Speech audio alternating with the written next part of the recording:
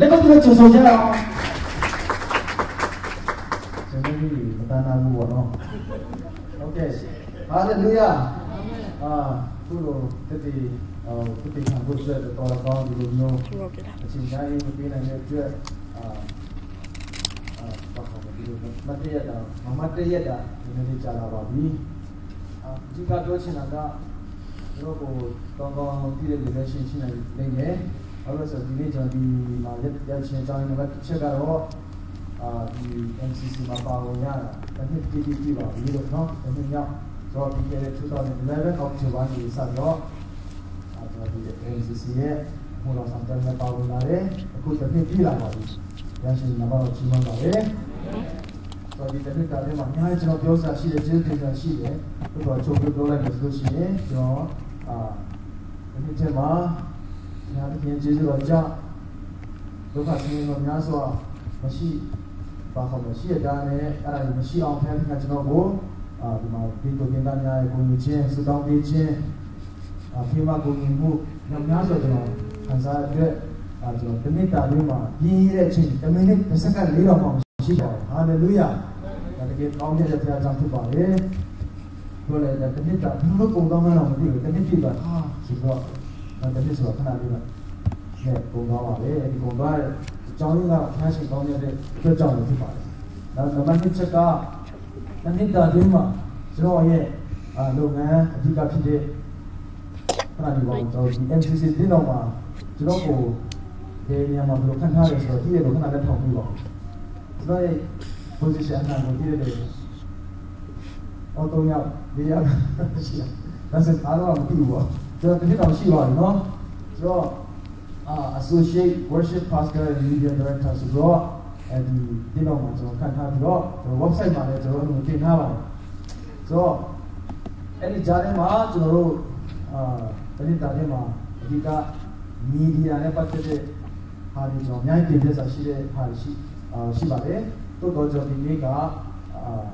အဲ့ဒီဘာလုပ်ငန်းကျွန်တော်တို့လုပ်လာတဲ့ဘာပြီးတော့ဒီဘာဆက်လုပ်ရမလဲဆိုတဲ့ဟာကိုကျွန်တော်သိစေနောက်တစ်ပတ်ကျန်ပြင်ပြမှာဖြစ်တယ်ဆိုတော့အဓိကကျွန်တော် media နဲ့ပတ်သက်တဲ့အရာနဲ့ media နဲ့ပတ်သက်တဲ့အရာကိုကျွန်တော်ဒီခေတ်လာမယ့်ပတ်ကျန်ကျွန်တော်ပြောပါဖြစ်တဲ့အတွက်လာမယ့်ပတ်မှာပြောမယ့်အကြောင်းရင်းကလည်းကျွန်တော်ဒီနေ့ပြောချင်တယ်နဲ့ကျွန်တော်တစ်ပတ်အခွင့်အရေးပြင်းလို့ပြင်းသားတွေကိုသိချင်တာဖြစ်တယ်။ဘာဖြစ်လို့လဲဆိုလို့ရှိရင်ကျွန်တော်တို့ media အတွက်ကျွန်တော်ဘာလုပ်လာလဲဘယ်တော့အောင်မှုရှိတယ်ဘာအကျိုးရှိတယ် media ministry ရဲ့လုပ်ငန်းပါလဲဆိုတာကိုလက်တွေ့နားမလည်သေးတဲ့လူတွေအများကြီးရှိပါတယ်ဒါကြောင့်လို့ကျွန်တော်ဒီတစ်ပတ်ချိန်ပေးပြီးတော့လာမယ့်ပတ်ချက်ကျွန်တော်တင်ပြမယ်တင်ပြတဲ့အခါမှာကျွန်တော်၄ခွန်း၄၅ခုလောက်နေမယ်စာရပေးမယ်အဲ့ဒီ၄ခွန်းထဲမှာအားလုံးက MCC နဲ့ပတ်သက်တဲ့ media ministry နဲ့ပတ်သက်တဲ့ဟာတွေဖြေနိုင်တဲ့လို့ရှိတယ်အားလုံးမှလည်းဆိုရှင်ကျွန်တော်ပုံပြချင်းပေးမှာဖြစ်ပါတယ်အာမင်အဲ့ဒါက study လုပ်ထားပါဟာလေလုယာ MCC တင်းတော်ရဲ့ media နဲ့ပတ်သက်တဲ့ဆိုတော့အခုဒီလိုရှိတယ်ဒါပေမဲ့ကျွန်တော်အားလုံးအရောက်တန်းသိစေချင်တယ်ဘာလို့လဲဆိုရှင်ကျွန်တော်လုပ်လာတဲ့ဟာတွေကိုကျွန်တော်အတင်းတို့တင်းသားတွေကိုယ်တိုင်မသိဘူးဆိုရှင်ဒီလိုကျွန်တော်ပြောပြဖို့မရှိတော့ပါဘူးဟုတ်တယ်မလားကျွန်တော်တင်းတော်ထဲမှာ okay MCC website ဆိုပါလေအားလုံးကြည့်လို့ကျွန်တော်ရှိတယ်လက်ထောက်ကြည့်အောင် okay အဲ့ဒါလည်းဒီဟုတ်ပြီအဲ့ဒါဆိုရင် MCC မှာ social media နဲ့ပတ်သက်တဲ့ website တွေ၅ခုလောက်ရှိတယ်ကျွန်တော်ပြောနိုင်မှာစသဖြင့်အဲ့ဒါကျွန်တော်တစ်ပတ်အစားပေးပါတယ်အာမင်ပြီးလို့ရှိရင်ကျွန်တော်တို့ဟာလားဗီဒီယိုတွေတော့မှတင်ထားတယ်ကျွန်တော် YouTube ဗီဒီယိုထဲမှာဘယ်ဗီဒီယိုကအကြည့်အများဆုံးလဲကျွန်တော် YouTube channel ကဘယ်နှယောက်ကကြည့်တယ်လဲကျွန်တော်တို့ရဲ့ website မှာဟာလား member ဘယ်နှယောက်ရှိလဲစသဖြင့်ဒါတွေ media နဲ့ပတ်သက်တဲ့ဟာတွေတူကြဘယ်လောက်ထိစိတ်ဝင်စားတယ်ဘယ်လောက်ထိကျွန်တော်တို့ရဲ့ media တွေတစ်နှစ်တာထဲမှာတိုးတက်မှုရှိတယ်ဆိုတာကိုလက်တွေ့ကျွန်တော်research ရောက်တိုင်းလို့ဆက်ချင်ပါတယ်ကျွန်တော်ကြောက်ချက်ပြောသွားလို့ရှိရင်ပြီးတော့ဘာမှအရေးမရှိမှာမဟုတ်အရောက်တိုင်းအတေချာလေးလာလို့နားရလို့ရှိရင်ကျွန်တော်လုပ်ရတဲ့အကျိုးကပုံနဲ့မှာဖြစ်ပါတယ်ဆိုတဲ့အကြောင်းကိုနာမည်ပတ်ချက်လို့ရှိရင်ပြောမယ့်ဟာ report ကိုပြောတာဖြစ်ပါတယ်နောက်ဆုံးသုံးချက်နဲ့ဒီနေ့တားတဲ့မှာဖျားရှင်ကျေးဇူးတော်ကြောင့်များစွာသောလုပ်ငန်းဖျားအခင်ရဲ့ဘုရားမှာဆရာတဲ့ခွင့်ကိုကျွန်တော်ရရှိတဲ့အတွက်ကြီးမားဖျားခင်ရဲ့ကျွန်တော်ပုံမှာကြီးမားတဲ့ယူနာကြီးမားတဲ့ကျေးဇူးတော်ဖြစ်ပါတယ်ဆိုတော့ကျွန်တော်ထပ်ခါပြောချင်တယ် တော့ဒီတစ်နှစ်ချင်းမှာလည်းများဆိုတော့ဒီအင်းတော်ဟိုတော့ခဲမဟုတ်ပဲနဲ့တော့ဒီ international ministry မှာလည်းကျွန်တော်များစွာပါဝင်ခွင့်ရတယ် worship မှာလည်းပါဝင်ခွင့်ရတယ်ပြီးလို့ရှိရင်ကျွန်တော်အခုကျောင်းလေး online ကနေတော့ Victory Bible Institute ကျောင်းစာကျောင်းတက်ခွင့်ရတယ်ကျွန်တော်ဆို worship နဲ့ပတ်သက်တဲ့ပို့ပြီးတော့ဒီနည်းနဲ့ဘောနော်ဘုံလေးလာရတယ်အရင်တော့ practical နဲ့ကျွန်တော်ဒီငါးနှစ်လောက်ကျွန်တော်လေ့လာရတဲ့ဟာတွေကိုခု theory နဲ့ကျွန်တော်လေ့လာရတယ်ပို့ပြီးတော့ကျွန်တော် vocal နဲ့ပတ်သက်တဲ့ဟာလည်းကျွန်တော်ပို့ပြီးတော့အခုတကယ်worship ဒီဆိုမျိုးဒီဆိုနည်း theory ရကျွန်တော်လေ့လာရတယ် music လေ့လာကျွန်တော်ဒီဟာတွေရှိတဲ့ပြင်ကျွန်တော်ထပ်ပြီးလေ့လာရတဲ့အခါမှာအမှန်တမ်းပြောစကောင်းနေပြီးတော့ကျွန်တော်မှာပို့ပြီးတော့ပြန်လည်တင်ပြစရာပြန်လည်ဝင်ကားစရာကျွန်တော်မှာအများကြီးတိုးလာတယ်ဆိုတော့ဒါတွေကိုကျွန်တော်ကျောင်းဆင်းလာပြီးလို့ရှိရင်ကျောင်းဆင်းလာတဲ့အခါမှာမြောင်များဆိုတော့ပြန်လည်ပို့ချနိုင်စရာအများကြီးရှိတယ်ဒါကြောင့်ကျွန်တော်future အနာဂတ်ရဲ့ဟာလားဒီတင်တော့ကိုယ်ရမို့ပါဘူးတော့ဆက်ပြီးလုံးမှာရှိတဲ့ပြည်သူတွေသားများပြီးလို့ရှိရင် media ministry နဲ့ပြီးတော့ကျွန်တော်များစွာအမှုတော်ဝင်ငါဖို့လိုပါတယ်ဝင်ငါဖို့ဆိုစစ်ရှိပါတယ်ဘာလို့လဲဆိုရင်ကျွန်တော်ကိုယ်တိုင်ကတကယ်ဖျားရှင်ရမှုတော်ကြောင့်စတော့စေနာအောင်ကလေးကကျွန်တော်ဖျားရှင်တုံးပြတာကလူခေါင်းဆောင်ဖြစ်ပါတယ်အဲ့ဒီခေါင်းဆောင်ဆက်လုပ်တဲ့တင်းတော်ကဟာလား0တင်းတော်လူငယ်5ရောက်တော့ပဲရှိတင်းတော်နဲ့ဆက်လုပ်တာအဲ့ဒီလုပ်လာပြီးရှင်ဖျားရှင်ကပို့ဆောင်တော့အောင်မြင်ခြင်းရတဲ့ခါမှာနောက်ထပ်0ကနေတော့အသက်ဆက်တဲ့တင်းတော်ထပ်ပို့လာလို့ရှင်နောက်ထပ်ဂျပန်မှာထပ်ပို့တော့တင်းတော်အားငယ်တဲ့တင်းတော်လူမရှိတင်းတော်ထပ်ပို့แล้วก็พ่อเลยมาปุ๊บอะไรพวกพวกเราทับปุ๊บอ่ะဖြစ်ပါတယ်ဆိုတော့ကျွန်တော်ကဘုရားသခင်ကကျွန်တော်ကို maintenance အဲ့ဒါစပြီးတော့ start ကနေလည်းကျွန်တော်အသုံးပြုနေတယ် follow up developing maintenance အနေနဲ့အမှုတော်မှာဘုရားရှင်ကျွန်တော်အသုံးပြုတယ်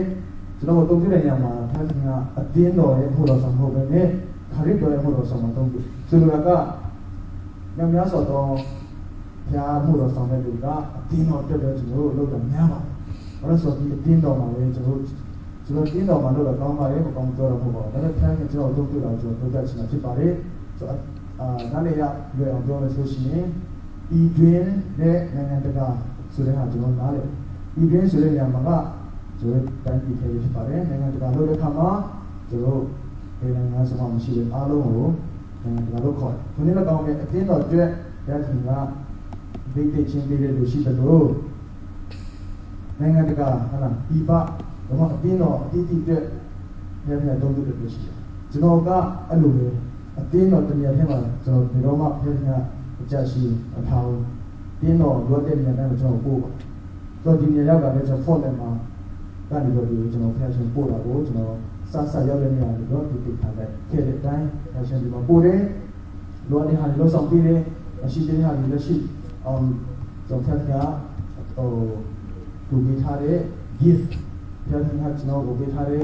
အစွမ်းစားဒီနဲ့ကျွန်တော်ဒီဘုရားတော်ဖက်မှာပြန်ပြီးပါဝင်တယ်ဆိုလိုချင်တာကဘုရားကကျွန်တော်တက်တာဟာနေရာကအသုံးပြုတဲ့အတွက်ဒီနေ့ဒီနေ့ဘုရားရှင်ကျွန်တော်နေတယ်ယူပါရင်လည်းကနေပေးတယ်ဒါမှမဟုတ်ရှင်အခြားတင်တော့ဆရာကြီးကြီးအဲ့ဒါဒီဆရာကြီးမဆတ်ခေါ်ပြချင်းခံရတာရှိတယ်အဲ့လိုမျိုးဘုရားရှင်ကတနေ့တစ်နေ့ကျွန်တော်ဘယ်လိုသွားမယ်ဘယ်လိုလာမယ်ဘာလို့လဲဆိုတော့ပို့ဆောင်ဖြစ်တယ်ဆိုတော့ကျွန်တော်ဒီမှာဘုရားရှင်တနေ့ပို့ဆောင်ပြီးလို့ရှိရင်ကျွန်တော်တစ်နှစ်တည်းဘုရားရှင်ဘာလို့လဲဆိုတော့ကျွန်တော်အမြဲတမ်းဖြစ်စေနိုဝင်ဘာဒီဇင်ဘာနှစ်လကျွန်တော်အမြဲတမ်းဆုတောင်းလို့ရှိတယ်ဒီနှစ်လထဲမှာဘုရားရှင်ဆက်ပြီးပို့ဆောင်မှာဖြစ်တယ်အခုလိုဆက်ကဒါပေမဲ့ဒီအနာဂတ်မှာကျွန်တော်မှာဒီ VVDI နဲ့ Victory နဲ့ပတ်သက်ပြီးလို့ရှိရင်ကျွန်တော်မှာအလုပ်ခိုင်းထားတဲ့ဟာတွေကျောင်းတွေပတ်သက်လို့လုပ်ဆရာတွေ internship လုပ်ရမယ့်ဟာတွေများစွာအစီအစဉ်ရှိပြီးဖြစ်တဲ့အတွက်များအဲ့ဒီထက်မပါဘူးရှိပါတယ်ဒါကြောင့်မို့အခုဒီ media ဘိုင်းမှာ worship ဘိုင်းမှာများစွာတော့လို့ကိုကျွန်တော်ထပ်ဆင်တော့လက်ကလက်စင်ခိုးဖို့ကျွန်တော်ဒီဖြစ်ပြီးလို့ရှိရင်အစီအစဉ်ရှိပါတယ်ဆိုတော့ media မှာလည်းအခုတည်းမှာလည်းပြန်လာမယ်ကြောက်လို့လည်း live cast မှာကြောက်လို့လည်း PowerPoint control မှာကြောက်လို့လည်းဆက်3ယောက်အနည်းဆုံးလို့လို့ရှိရင်အများတက်ပုံလိုက်ခဲ့တဲ့လူကြောက်လို့လည်းဆက်နေ5ယောက်လောက်က commitment အဖြစ်နဲ့အပတ်စဉ်အများပုံမှန်လာပြီးတော့အလုပ်လုပ်ဖို့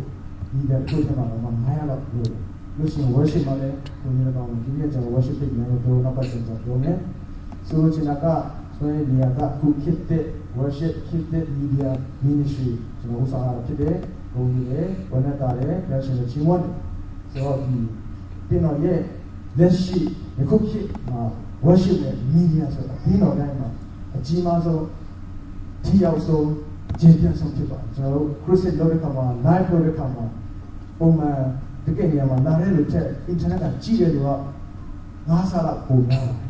ဆိုတော့ကျွန်တော်က live ဖြစ် internet ဖြစ်မှာကျွန်တော် media လုပ်ဆောင်တဲ့ခါမှာဘုရားရှင်ဘုရားကြည်ကြည်ပြတ်ပြတ်ကျွန်တော်တို့ဒီဘဝနိုင်ငံတိုင်းပြီးတော့ကျွန်တော်တို့ဒီဘဝလုပ်နိုင်တဲ့ဖြစ်တဲ့အတွက်ဒီလိုမျိုးရှိတဲ့ရေးကြည့်ပါလို့ကျွန်တော်ပြောနေတာလေဒါမဲ့ပတ်သက်လို့ရှိရင်လေးနဲ့လေးခွန်းနဲ့ဖြစ်လေးခွန်းဒီကျွန်တော်ပြောထားပြပါဆိုတော့ဟုတ်ကဲ့ဒါမဲ့ပတ်သက်လို့ရှိရင်ဒီကမင်းရှင်နဲ့ပတ်သက်တော့ကျွန်တော်ဒီစိတ်ဒီတော့ဘာလို့လာလဲကျွန်တော်ဘာပြီးတော့ဒီဘယ်လောက်ချအောင်မှုရတယ်လို့ရှိရင် media ministry ဆိုတာဘယ်လောက်ချရေးကြည့်တယ် MCC media ministry ရဲ့ commission ဆိုတာပါတော့ဒီနေ့ပြည်တော်ဒီနေ့တို့ဒီနေ့သားရဘယ်လောက်ချမှတ်မိသေးလဲဆိုတော့ကျွန်တော်သိချင်ပါတယ်ဘယ်လောက်ချစိတ်ဝင်စားမှုရှိလဲဆိုတော့သိချင်ပါတယ်အသစ်ရောက်လာတဲ့သူအသစ်ဒီလိုတင်သားတွေကလည်း media မှာဘယ်လောက်ပါဝင်မှုဘယ်လောက်စိတ်ဝင်စားမှုဘယ်လောက်သိစချင်တဲ့လူရှိလဲဆိုတော့ကျွန်တော်အမှုတမ်းမှာငွေလေးတန်တာနေပါတယ်ဒါကြောင့်မလို့ဒါမဲ့ပတ်သက်လို့ရှိရင်ဒီနေ့ချင်းဒီနေ့မလာနိုင်တဲ့လူတွေရောပါအဲ့ဒီ season 2 season ရှိတယ်ဆိုတာနော် okay so maybe ပထမဆုံးရတဲ့လူ iPad ဖြစ်နေမဖြစ် iPod တော့ pad မဟုတ် pod okay so ယုံကြည်တဲ့လူကယုံကြည်တဲ့တရားမှာဖြစ်တယ် hallelujah ဘုရားရှင်ဒါလေးကြီးရပါစေဘုရားရှင်ဒါလေးကောင်းမြတ်တဲ့ဘုရားဖြစ်တယ်အရာတိုင်းမှာနေရာတိုင်းမှာချိန်တိုင်းမှာကောင်းမြတ်တဲ့ဘုရားရှင်ဖြစ်ပါတယ်ဘုရားသခင်နဲ့တူနဲ့တွဲလို့ရှိရင်ဘယ်တော့မှမြင်ဝိတယ်ဆိုမရှိဘူးဘယ်တော့မှအချိန်ကဟာလားဟာကုံလွယ်လိုက်တာsorry ကုံအနေလိုက်တာလို့မရှိပဲလေဆိုနေရာချင်းပုံမှန်တော့ဖြစ်တယ်ဆိုဘုရားရှင်နဲ့တွေ့ကြတော့လက်တွေ့မှုဆောင်တော့ပြောပါနဲ့ဟာလားလို့ဖို့ဉာဏ်ကြီးပါလေအာမင်တော့ဒါမဲ့ပတ်သက်လို့ရှိရင် media နဲ့ worship နဲ့ဆက်လို့တော့မယ်အားလုံးဒီနေ့လာတဲ့လူမကပဲကျွန်တော်5ယောက်အရင်ခေါ်လာပါအားလုံးကိုကျွန်တော်ပြသချင်ပါတယ်ကျေးဇူးတင်ပါတယ်